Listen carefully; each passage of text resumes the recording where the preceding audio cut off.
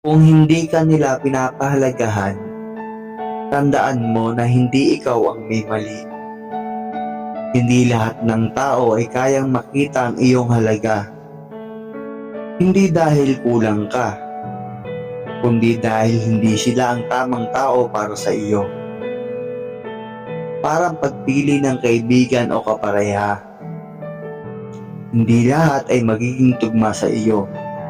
May mga taong masaya kang makasama at may mga taong hindi. Ang mahalaga ay kilalanin mo kung sino ang mga taong nagpapahalaga sa iyo at sa iyong mga kakayahan. Huwag mong sayangin ang iyong oras at panahon sa mga taong hindi nakaka-appreciate sa iyo. Mas deserve mo ang isang lugar kung saan ikaw ay pinapahalagahan at tinatanggap. Hayaan mong dumating ang tamang panahon at ang tamang mga tao na makaka-appreciate sa iyo. Kaya maging matapang ka. Umalis ka sa lugar na hindi ka masaya. Hanapin mo ang iyong lugar, ang mga tao magmamahal at magpapahalaga sa iyo.